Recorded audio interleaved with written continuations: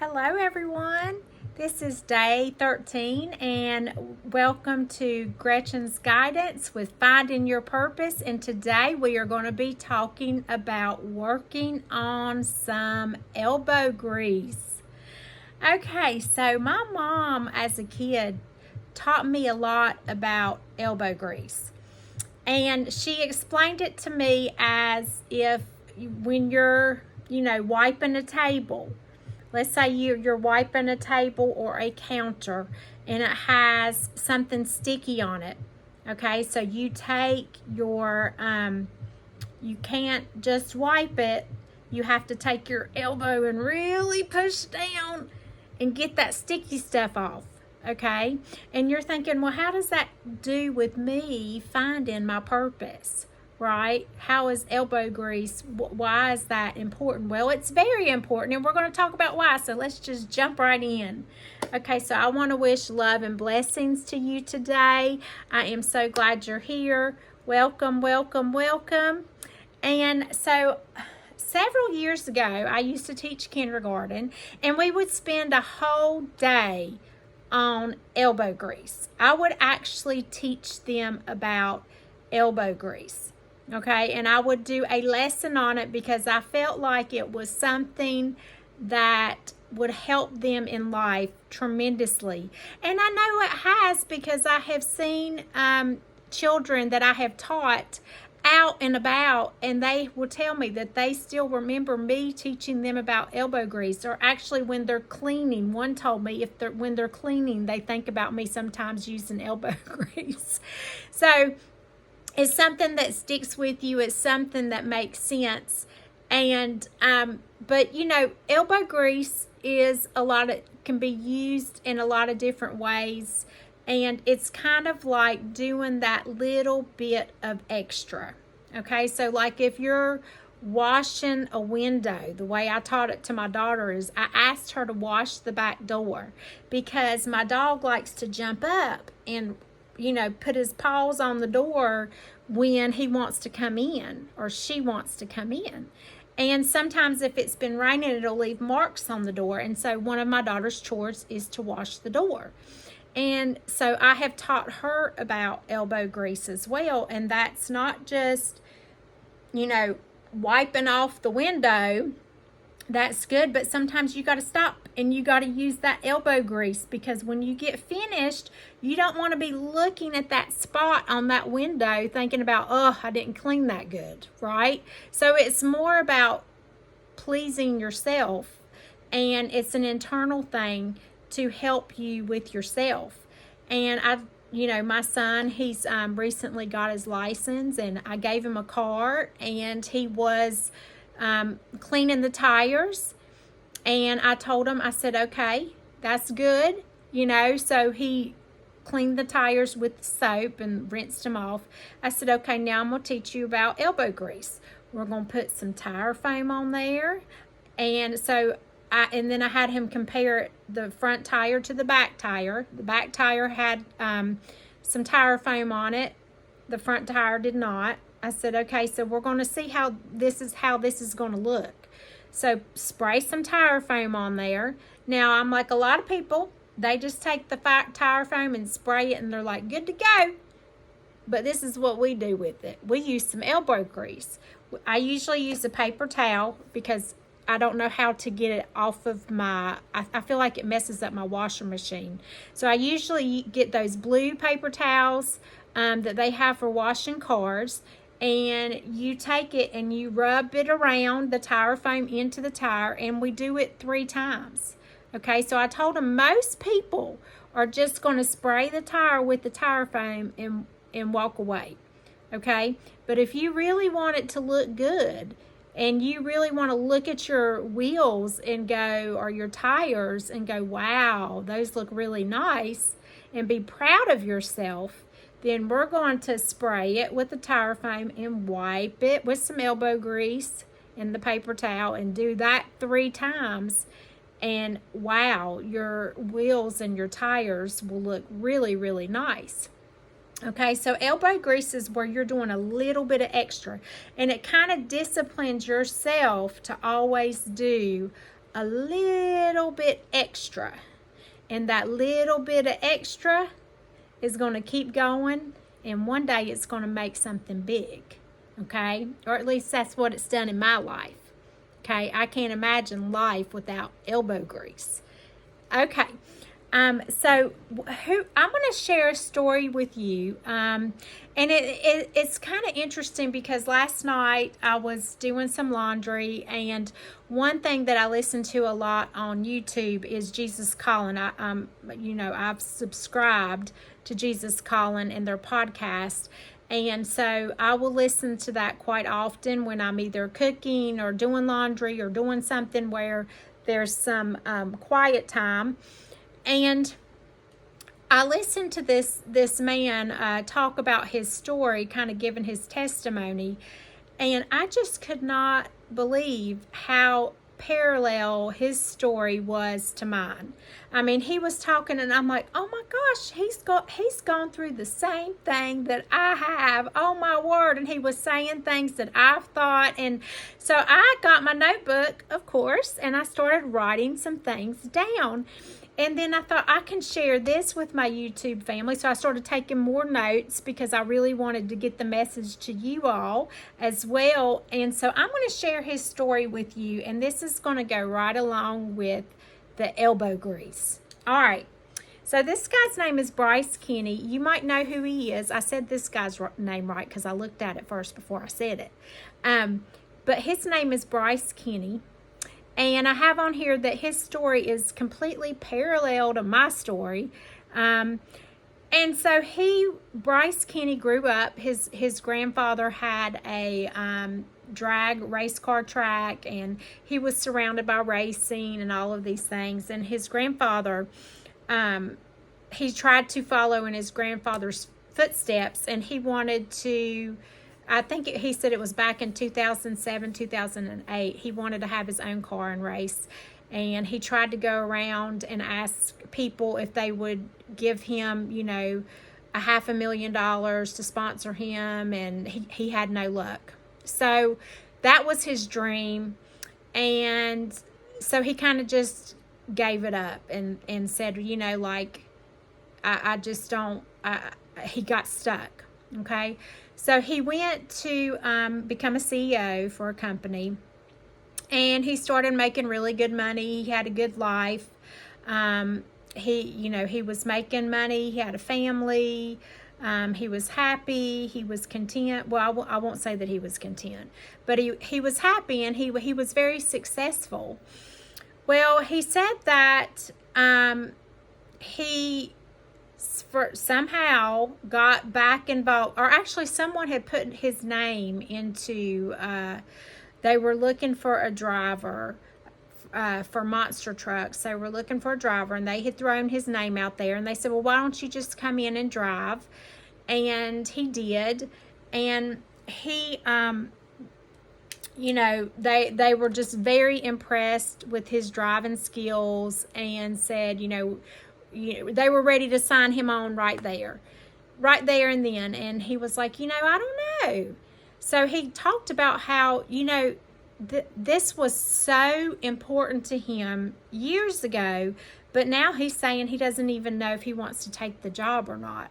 He was pretty safe in being a CEO. He was successful. It was scary. He didn't want to step out into faith. He wanted just to stay right where he was. Does that sound familiar? Well, it sounded familiar to me. So, he tells a story of, he was in his garage. He was trying to figure out what to do. He didn't know what to do. He knew what to do, but he was just scared to do what needed to be done, is what I think. But he was looking around his garage, and he was contemplating what to do. And he looked, and he said all over his garage there were pictures of, race car drivers, him and his grandfather, him and his family, him beside cars where he had driven. And he said, I don't have any pictures in my garage of me being a CEO, or of me, being successful at the job I have now. He was like, my heart is racing, and so he called it a faith jump. He said, I'm going to jump into my faith and I'm going to do this. I'm going to make this happen. This is the right thing to do. And he said, as soon as he did that, then stuff just started moving for him. He did not realize being a CEO how unhappy he was, how stressed he was, how life was not fun, how it was just going through the motions. And he said now he feels like he's having fun and he's living his dream and he's loving life. And it's hard work. It's not easy, but he says that he loves it. So he is now the Mohawk Warrior for Great Clips, and he drives the Mohawk Warrior truck. That cannot be any harder to say, especially with me and my speech impediment. And so he said that when you're trying to find your purpose, this was about finding your purpose, that your purpose is going to have a birth, okay? It's going to be born. Your purpose is going to have a death, okay? It's going to have a death to kind of let you know that's really what you want to do, okay? And then it's going to have a resurrection. So basically his birth was when he was trying to get the money to find sponsors and he could not. It died when he decided to be a CEO, and it was resurrected when he decided to go back. And so as you're looking at your purpose, always remember, and he said he said the reason why most people don't find their purpose, and this is so true, this really, really hit me hard, is because they stop at the death. They know that they have what the purpose is, right?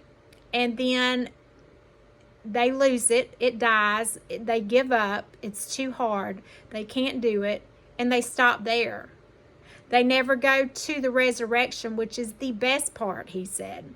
Okay, so I'm kind of stuck in the death part, right?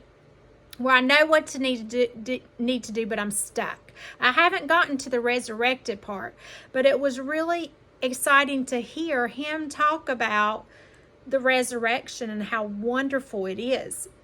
And he said, people are in the death stage of their purpose if they say things like, well, I tried that and it didn't go so well, so I just went back to my job and I've been doing this all my life and blah, blah, blah, and they never get past that point of going for it again. And so I thought that was super encouraging. So the elbow grease, what does the elbow grease have to do with him? Well, the elbow grease is that he shared a story of a little boy that had cancer, and the little boy was going to lose his hair. And he said, before I lose my hair, can I have my hair shaved into a mohawk just for one day? Because he was so, his favorite thing to do was to watch Bryce Kenny drive that monster truck, and Bryce Kenny has a mohawk, okay, of course, because he's a Mohawk Warrior. But so he said that that's what he wanted to do. He had never met this child, and it's just from him watching him, and he was like his hero. And so he was very, very touched by that story, that he wanted to have a mohawk for a day more than anything else. That's what he told his mom. And so he said, so what he asked, he reached out to the mom. So here's the elbow grease. I think a lot of people would hear that story and they'd send a little note or a picture or whatever, or maybe not even reach out back at all to them. Okay, but what was different about Bryce Kenny is he started a foundation where the little boy said he loves to play with Legos, so he got all these Legos for the child, but now it's like a network. If someone needs something, he puts the need into the network, and things are bought for whatever that need is and given to people. So now it's like this national network. So that's the elbow grease I'm talking about. He didn't let that phone call and that story just go. He took it and he did a little bit extra, and now it's a foundation, a national foundation that helps people with their needs. Okay, and he also said to ask God to resurrect your dream. Okay, so when you're praying, he said number one thing, I'm telling you, it was so similar to my story. The number one thing is to pray to God every day. That's where you're going to get your clarity, is by praying and spending alone time with him. And so he said, when you're spending that alone time with him, ask God to resurrect your dream. And he will. And he said he's speaking proof of it. He said it is so critical to do that. It is critical to ask God to resurrect your dream. And he used that word critical. And I agree. And then he also said that he feels like mental health right now, a lot of it is, the issue is because people don't have a lack of or people don't have a purpose like they used to. They just, it's just a different world, and he feels like a lot of mental health is just people not following their purpose, or not having a purpose, or not looking into their purpose. And so I thought that was interesting as well. He has a book called Gear for Life. That's another thing that he thought he would never do, was write a book. So that's another way that he has used his elbow grease to do a little extra and take the next step. And but that was on Jesus Calling. So if you want to look up for that on YouTube, it's Bryce Kenny on Jesus Calling. It was a very, very moving podcast. And like I said, once he started talking, and he sounded just like the things that I've been dealing with, I started to take notes, and then I started to take more notes because I wanted to share them with you all. So that was a very helpful story to me, and it's also been very helpful to me about the elbow grease, is do with everything, do a little bit more than what you're supposed to do, because you know who knows it when you do that? You do. Okay, so I use an example like this. This was an example that happened to me not too long ago. I was vacuuming my carpet. Okay, I did not want to go and take the vacuum apart and get into this little corner where there were some crumbs and you could see the crumbs. I didn't want to do that. I just wanted to vacuum and move on, and I think I did. But I thought about it the next time I vacuumed. I really need to get back in there and get those crumbs and, the whole shebang. And so that hinders me. That puts hindrance on me when I don't do my best, okay? But when I do my best, you feel proud, and then that builds you, that keeps building you up to who you're designed to be.